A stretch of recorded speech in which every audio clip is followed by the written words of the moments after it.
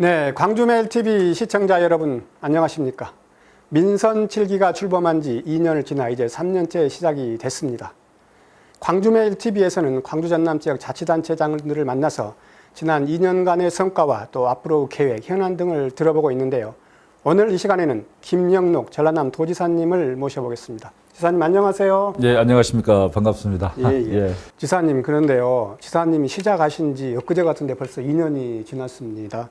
사실 전라남도는 뭐 굉장히 2년 동안 큰 성과들이 많이 나왔는데 대표적인 성과들을 꼽는다면, 몇 가지만 꼽는다면 어떤 것을 들 수 있을까요? 성과가 꽤 많이 있기 때문에 몇 가지만 꼽으라 한 것은 저한테 굉장히 어려운 질문인 것 같은데요.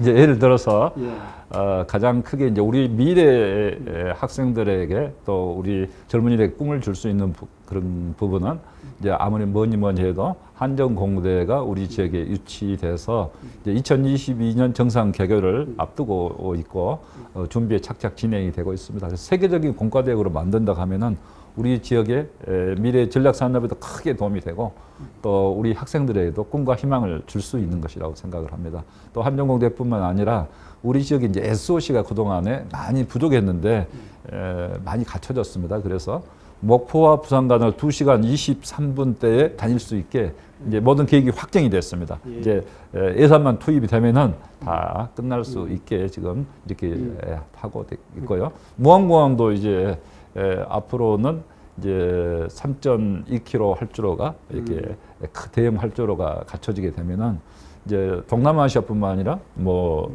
유럽이랄지 미주 노선까지도 비행기, 대형 비행기가 뜰 수 있게 되니까 우리 지역이 이제 미래를 위해서 도약할 수 있는 그런 거점 모든 그런 사업들이 지금 착착 이루어지고 있다 이렇게 생각을 합니다.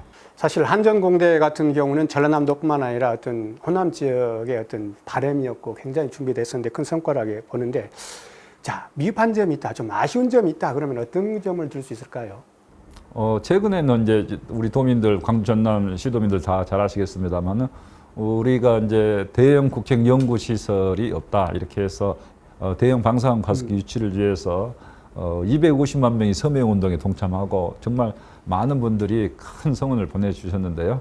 대형 방사능 가습기 유치에는 이번에 안 된 거죠. 그렇지만은 그런 큰 힘을 결집된 힘을 모아서 앞으로 정말 미래 10년 후를 내다본다면 꼭 우리 광주 전남 혁신도시 나주에 대형 방사능 가습기가 유치되어야 한다고 생각을 하고 또 정부에 강력히 촉구를 하고 있고 그런 방향으로 이루어질 것으로 이렇게 생각을 합니다.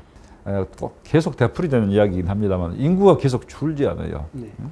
우리 전남의 인구가 계속 줍니다. 전남에서 광주로 가고 광주는 수도권으로 가고 또 전남에서 또 수도권 가고 이렇게 해서 인구가 계속 줄어드는 문제가 항상 마음 아프고 또 어려운 문제이긴 합니다만 그런 점이 아쉽죠. 그렇지만 이 문제는 또 사실은 전남만이 문제가 아니라 국가적으로 풀어야 되고 전체적인 또 문제이기도 한데요. 이런 부분은 균형 지역에 대한 특별한 균형 낙후지역에 대한 특별한 대책, 균형 발전 대책이 마련돼야 된다. 그런 측면에서 인구 소멸 지역 특별법을 통해서 어려운 낙후 지역에 재정도 더 많이 지원을 해주고 예를 들면 공공기관 이전한다 하면 공공기관 이전도 이런 지역에 더 많이 해주도록 하는 그런 특별법을 지금 준비를 하고 있습니다. 그 방금 말씀하신 것 중에 하나가 이제 방사광 가속기 공모였잖아요. 저는 한 5월이었던 걸로 알고 있는데 왜 우리 여러 지역 중에서 지사님 생각하기에 호남 그중에서 나줘야 되고 또 앞으로 계획 이런 것들 좀 한번 듣고 싶습니다.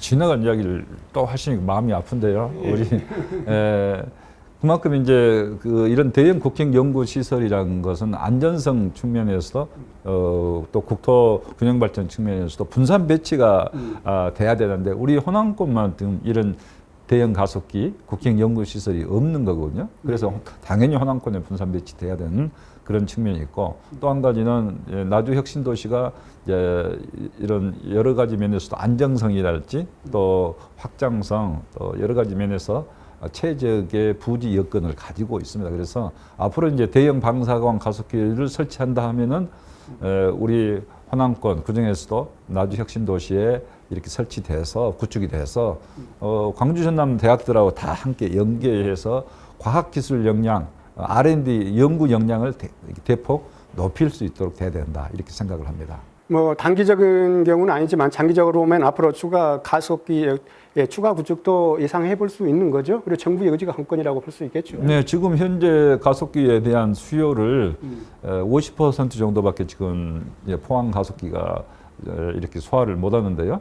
오창의 가속기가 된다 하더라도 이제 있는 우리 현재의 수요를 충당하는 그런 정도에 불과하다고 생각합니다. 그런데 앞으로 계속 과학기술 4차 산업 계속 발전하고 있고 또 코로나 이후에 뭐 디지털, 바이오 이런 부분이 계속 커나가고 있기 때문에 이제는 그런 사회적 추세에 본다면은 수요가 더 계속해서 늘어나기 때문에 대형 방사능 가속기가 꼭 필요하다. 그것도 예를 들면은 반도체랄지 에너지 신산업이랄지 또 미래형 자동차랄지 이런 소재 부품 산업을 하기 위해서는 더 큰 용량의 방사능 가속기, 육재부의 방사능 가속기 설치가 세계적인 추세이기 때문에 그걸 설치하려면 어디가 적지겠느냐? 결국은 광주 전남 혁신도시, 나주 혁신도시 바로 남쪽이 가장 최적의 입지다. 이번에 결국 그것을 우리 모든 시도민들이 보여준 거거든요. 그래서 저는 앞으로 좋은 결과가 있을 걸로 이렇게 확신을 합니다.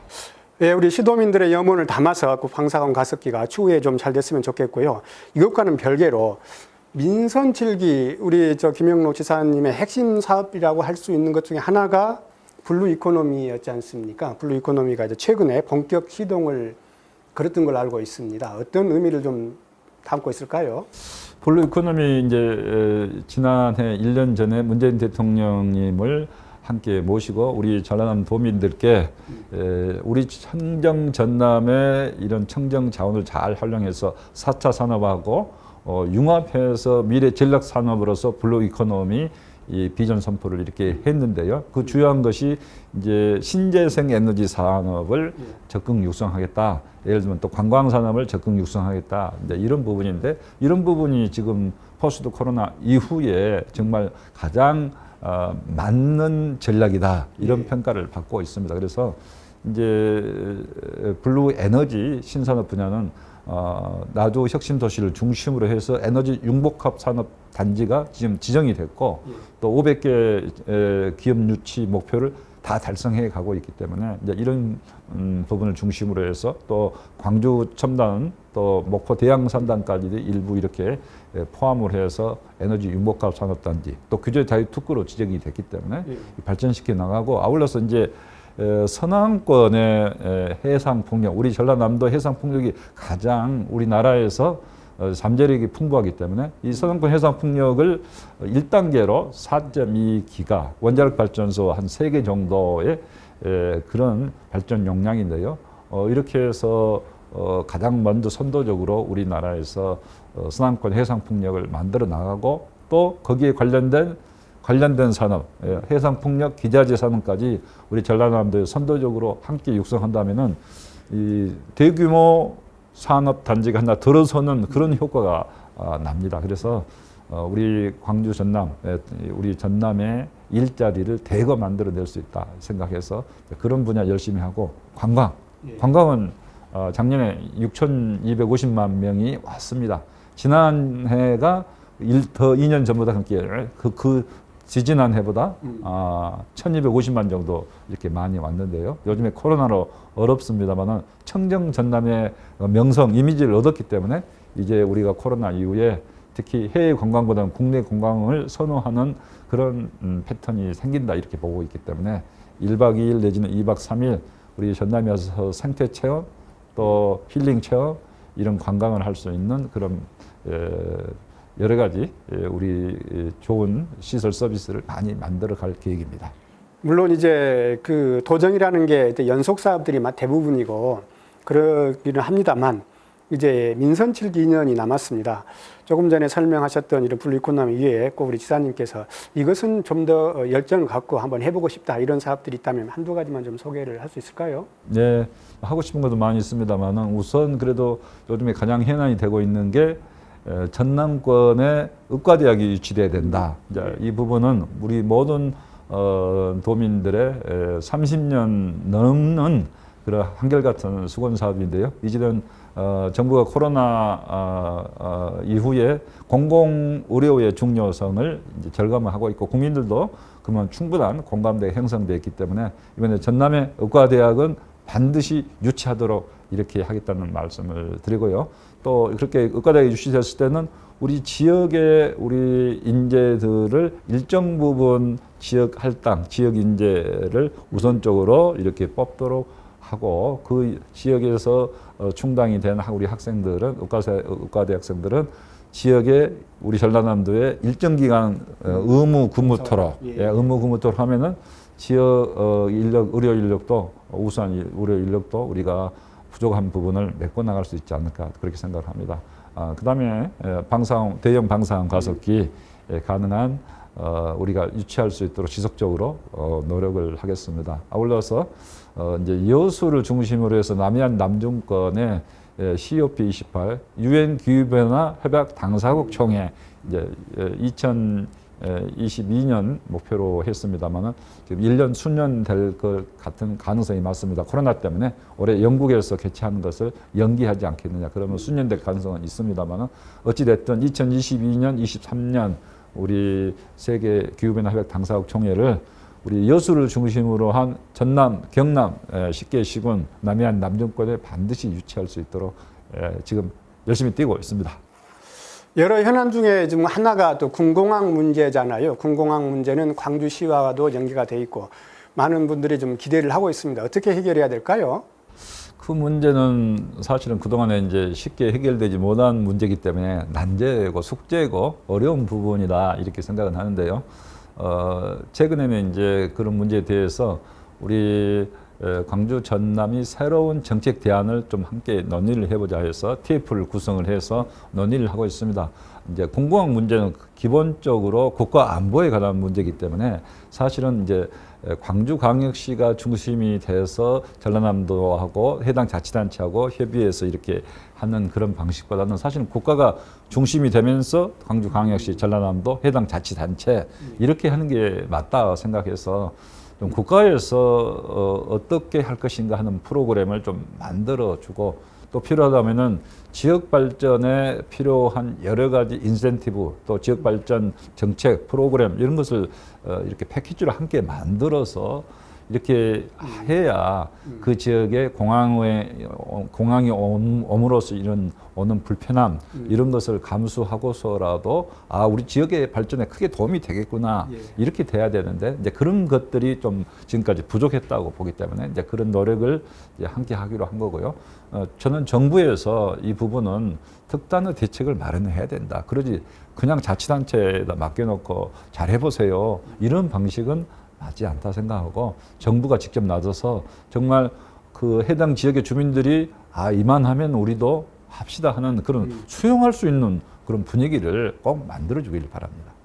이사님, 방금 말씀하신 의과대학 유치나 방사광 가속기 이런 것들을 이제 제대로 하기 위해서는 무엇보다도 도민들의 적극적인 지지가 성분이 중요하지 않습니까? 우리 도민들에게 당부하고 싶은 말씀 한 말씀 해주십시오.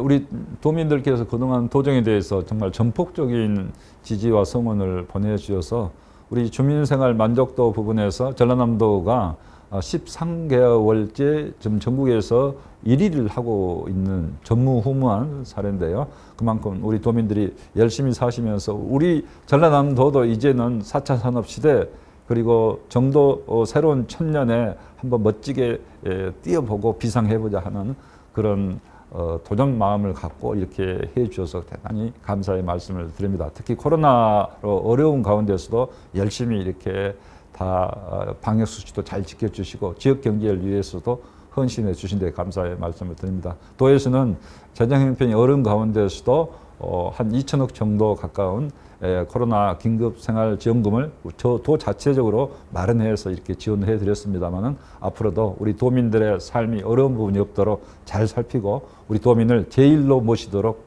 힘껏 노력하겠습니다. 네, 김영록 전라남도지사님의 말씀을 들으니 전남도가 그야말로 역동적인 것 같습니다. 지사님이 갖고 있는 초심 늘 간직하시고 앞으로 전남 발전과 또 도정에 최선을 다해 줄 것을 기대하면서 김영록 전라남도지사와의 인터뷰 여기서 마치겠습니다. 감사합니다. 예, 감사합니다.